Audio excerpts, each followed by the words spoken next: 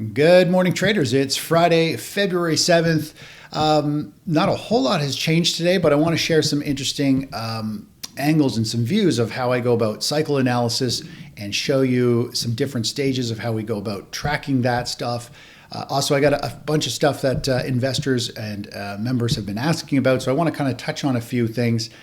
In general, it's a pretty flat day. The markets are relatively flat, neutral. Dollar's up a little bit, gold's up a little bit, silver's up a little, oil's up a little. Nothing significant. There aren't any big movers. So I'm just going to touch on a bunch of points here real quick, and then I'll kind of go in and show you some interesting cycle analysis on the SP 500 on different time frames.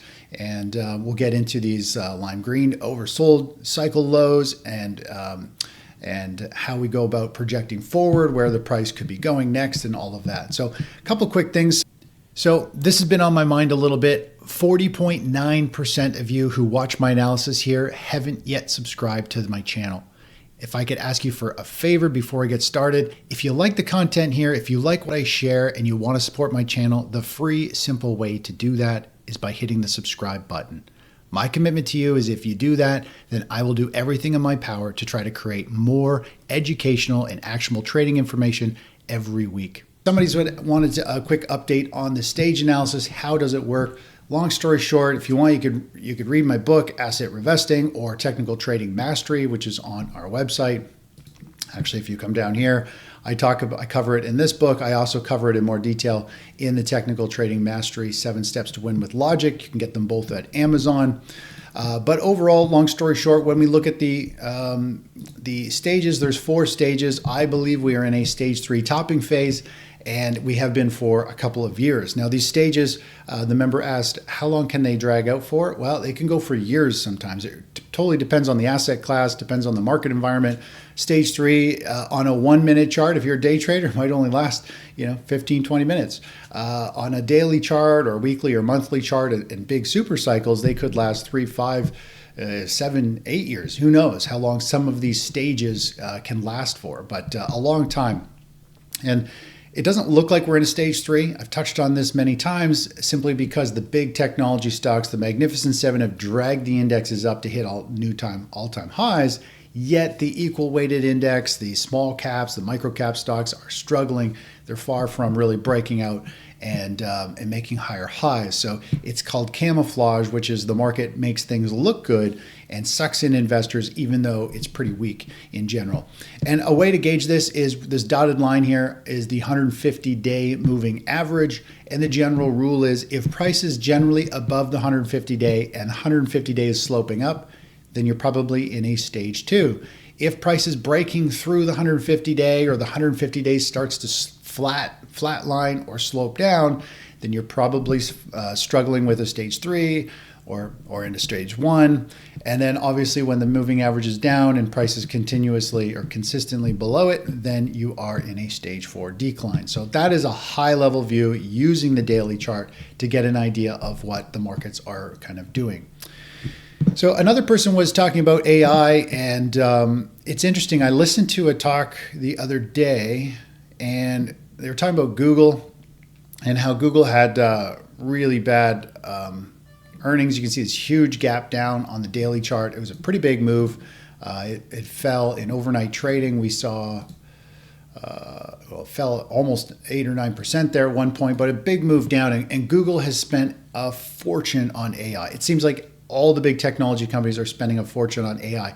The reality is, yes, it helps us. I use it every day for little tasks, but I have been searching for some pretty good solutions to do certain things, and you still can't really do it. And even the ones that do offer what I'm looking for, they're not really nailed down yet. And people like Google's spending a fortune on it, so are other companies, but they're not really monetizing it. Investors are starting to get tired of the amount of money and hype around AI and all this investment capital, and they're not finding a way to make money.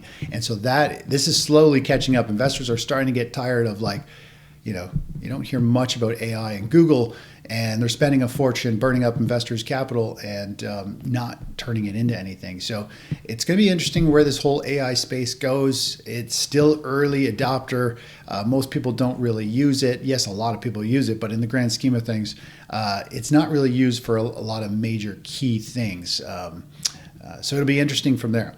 Another person was asking, a member was asking about SLV silver call options. Now, I'm not the options expert. You should actually, Brian is the expert when it comes to this. I can't remember exactly what the question was. Something about there are a ton of calls expiring today in the money, which they're wondering if that has some potential squeeze or big move, a big rally or sell off in silver to screw the options traders. You know, the market loves to try and get people offside. The market tries to have most options expire worthless. That's how the options market really makes money. So there could be some volatility in silver today, and I don't know how it'll play out, to be honest. That's not my specialty.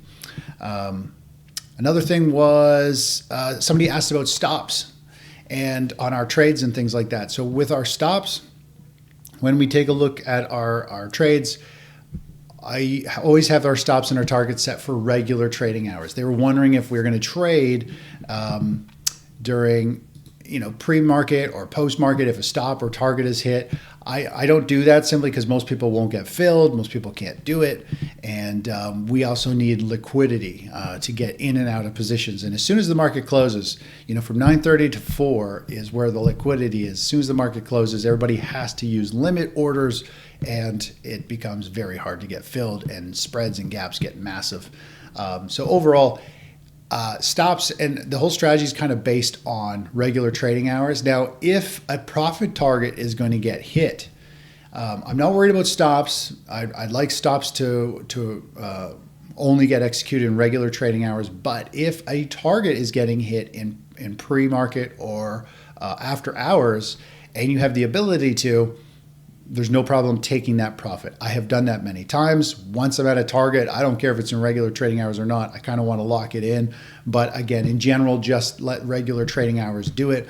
Sometimes the market will hit our target in pre-market, and then by the time the market opens, it's not there, and then it goes the other way, and we don't hit that target. So there is that opportunity to just make sure you lock it in. But keep in mind, sometimes we do see price gap a lot higher above our target, and we get a better fill. So again, it's kind of a crapshoot. It's a coin toss, and overall, when I look at the statistics, it just works out just using regular trading hours.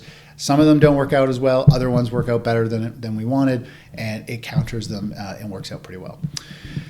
All right, let's take a look at some cycles. So I've been putting together a cycle chart. Now, some of you have seen, this is the SP 500 above. This is our shorter term cycle chart down below. And these red bars here are how we go about talking about how when we have these red bars down here, this is when we have significant multiple cycles bottoming out. These are usually standout lows in the stock market.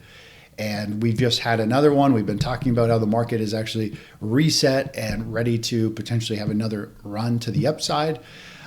These shorter term green cycles and green highlights and red highlights are short term momentum triggers. So for example, a few days ago, if we were to just zoom in right here, this short term cycle low oversold condition, this gap down on the chart, was this one over here on our 30-minute momentum chart saying, hey, it has moved down, it is oversold, it is a cycle low, and then boom, we see the market go the other way. Right when everybody panics out and flushes them out of the markets, these are opportunities, and you get a knee-jerk reaction to the upside. A huge move, some of these, from the lows to where we closed out yesterday.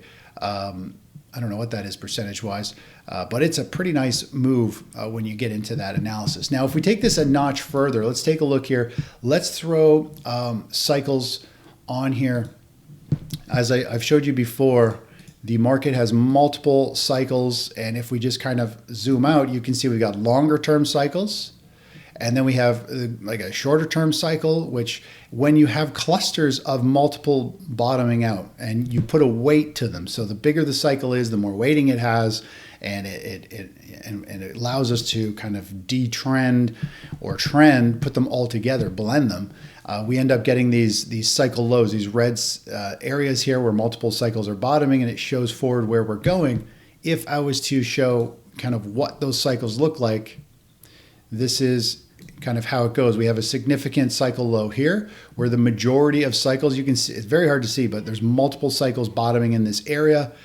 We have major topping cycles here, bottoming cycles here, a topping cycle over here, a bottoming over here, which was only just a few weeks ago. And then we have potentially the market waving and working its way higher over to more or less March 20th. So that is kind of what the market is pointing to. Doesn't mean that's going to happen by any means, but it gives us an idea of what the overall cycles are at play, what we should be looking and projecting forward.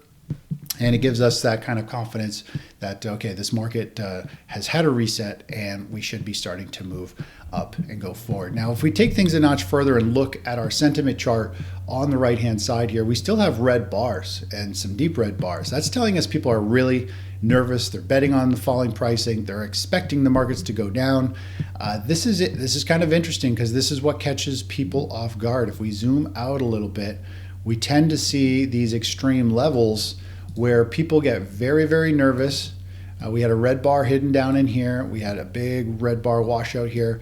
People get scared, and once everybody gets out of their positions and those who were scared enough to sell positions are done, the market will start to run. And we have these really nice moves to the upside after these bouts of fear have dissipated and that selling pressure has alleviated. So that's kind of where we are in a nutshell. The market looks primed and ready to go.